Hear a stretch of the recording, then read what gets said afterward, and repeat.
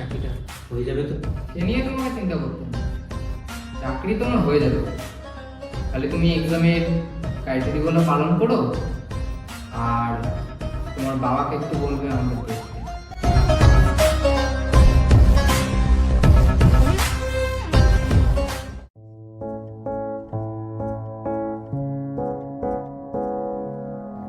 এই যে, এই হচ্ছে আমার বন্ধু বাপ্পা।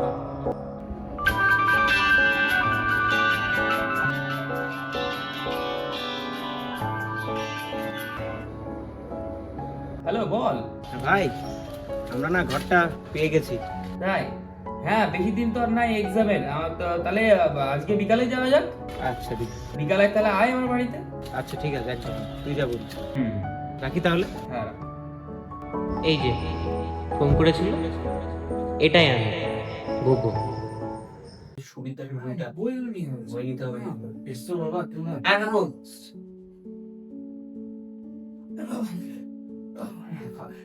কাকু ভালো আছেন তো?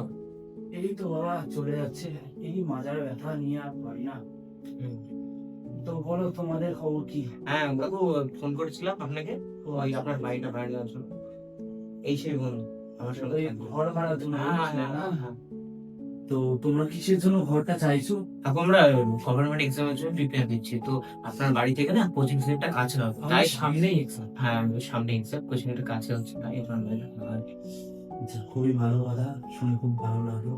তোমরা যে জন্য ঘরটা নিচ্ছ অবশ্যই সেই কাজটা করো, হ্যাঁ মন দিয়ে পড়াশোনাটা করো। আর আমার বাড়িতে থাকতে গেলে কিছু নিয়ম মেনে চলতে হবে। বেশি রাত করে বাড়ি ফেরা যাবে না, হ্যাঁ একদম কাকু। আর উচ্ছৃঙ্খল ভাবে চলাচল করা যাবে না। আচ্ছা আচ্ছা কাকু, সে নিয়ে তোমাকে কিছু চিন্তা করতে হবে না। তাহলে চাবিটা কাকু। আচ্ছা বসো, দিচ্ছি। হ্যাঁ তাহলে সব রেডি করে নিতে হবে। একটা আমি বুঝিয়ে নিচ্ছি। হ্যাঁ কাকু। আচ্ছা কাকু, তাহলে আসি। ও আর একটা ব্যাপার। আমার ওই বাড়িতে দুটো বাথরুম, ওই ঢুকেই প্রথম বাথরুমটা ব্যবহার করি।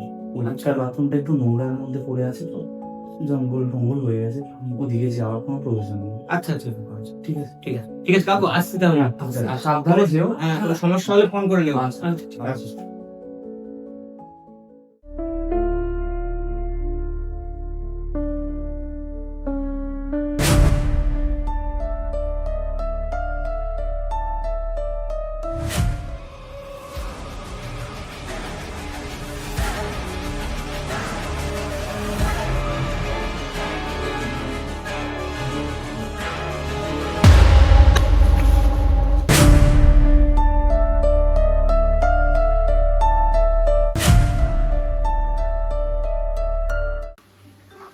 আচ্ছা ভাই, হ্যাঁ বল। বাড়ির মালিক আমার যদি পেছনকার বাথরুমটা ইউজ করতে কেন বললো যে এই দিকটার বাথরুমটা ব্যবহার করো, কিন্তু এই দিকটার বাথরুমটা ব্যবহার করবে না, কোনো কি কারণ আছে? দুবার বললো যে এই বাথরুমটা তোমরা ইউজ করবে না, এবারে কোনো বলছিল বা কোনো কারণ থাকতেই পারে। আচ্ছা বাদ একটু পর তুই যেটা বললাম না, এই এই এই কোশ্চেনটা আমাকে অ্যান্সার শিটে বানিয়ে দিবি।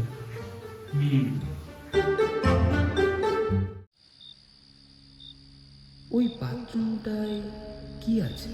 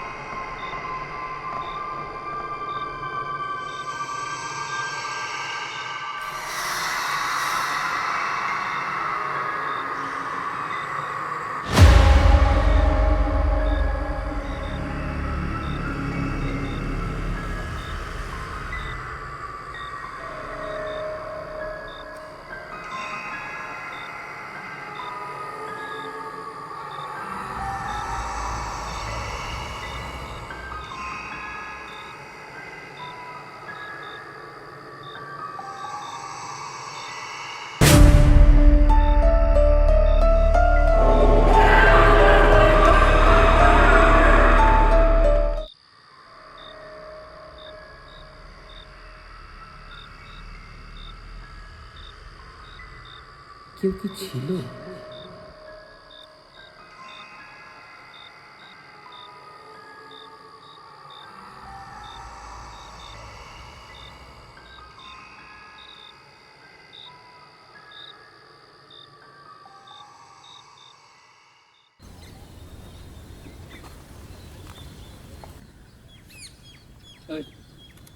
বল। কাল রাতে হুম। ওই যে বাথরুমটা আছে না, ওখানে গেছে।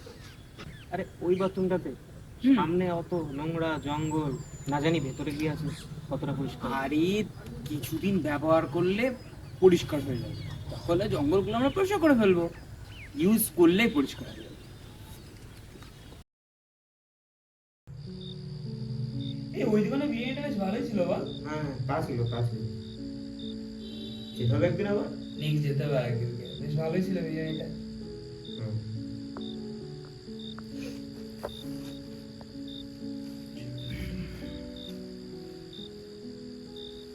রাত হলো, হুম, সকাল উঠতে হবে। চল বাথরুমে।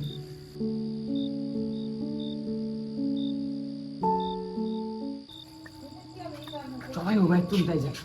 ওই বাথরুমটাতে হ্যাঁ, ওই জঙ্গল নোংরার মধ্যে আমি যাব না। আরে কাল রাতে গেছিলাম, সকালে গেছিলাম। না আমি যাব না, তুই যা। আরে ভাই চ না ভাই, না না আমি যাব না। আরে চ না, না, বাথরুমটা যাবো না, কি হবে? যাবো না, তুই যা। আরে চ চ না, কোথায় নিয়ে এলি? চারিদিকে জঙ্গল, এর মধ্যে যাব? ভাই, চ না, চ চ চ, দাঁড়া আমি আগে করে আসি।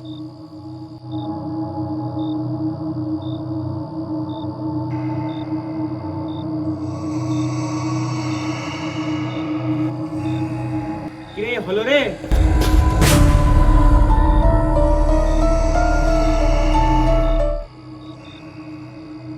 যা, এত দেরি?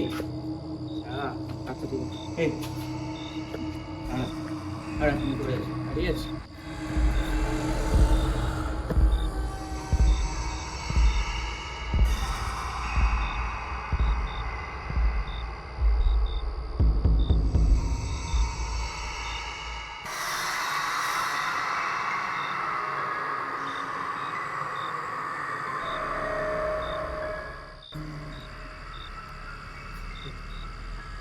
চ, কই দেখলি কত পরিষ্কার, কত বড় বাথরুম। চ শুতে হবে।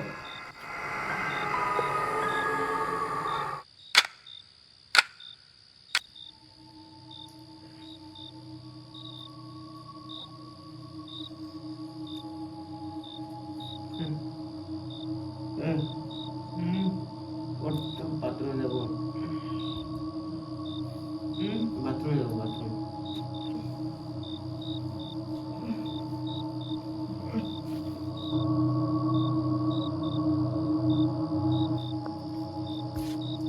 যা বাথরুম করে দাঁড়া গেছি আমি। দাঁড়া।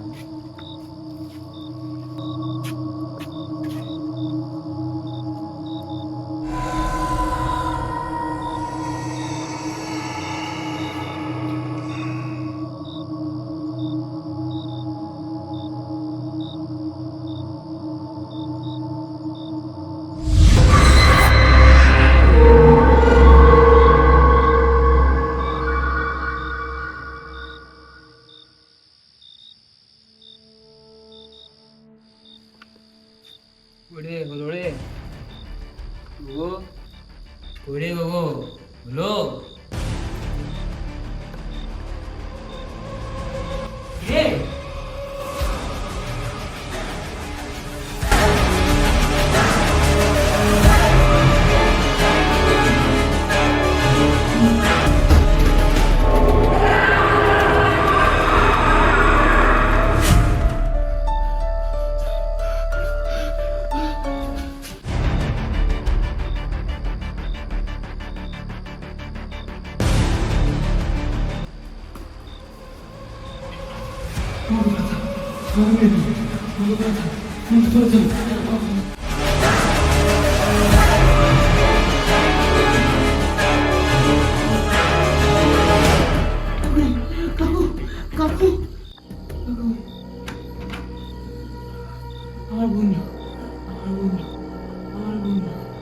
বলেছিলাম তো ওই বাথরুমটায় না যেতে তোমাদের।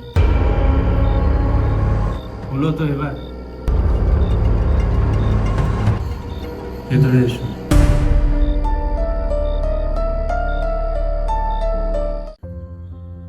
না, জলটা খেয়ে নাও।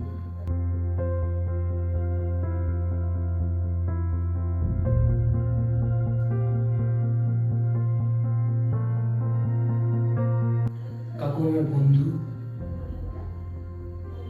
বলি তাহলে শোনো, তোমাদের মতো না একজন পড়তে এসেছে সরকারি চাকরির জন্য, আমার বাড়িতেই ভাড়া থাকতো। জানো তো, তারও না অনেক স্বপ্ন ছিল, একটা চাকরি পাবে, সে নিজের পায়ে দাঁড়াবে, পরিবারের পাশে থাকবে। কিন্তু জানো তো, তার বাবা মা না আপ্রাণ চেষ্টা করেছে তাদের ছেলে যেন একটা ভালো চাকরি পায়। তাহলে ওই ছেলেটার কি হলো? ছেলেটার কি ভাগ্য দেখো, যে যোগ্য সে চাকরি পেল না, যে অযোগ্য সে টাকার বিনিময়ে চাকরি পেয়ে গেল। এটাই তো হচ্ছে, বলো। ছেলেটা এই ব্যর্থতা মেনে নিতে পারে, ও নিজের মনে না কিছু একটা ভাবতো, কি জানে শেষে তার ভাবনাটাই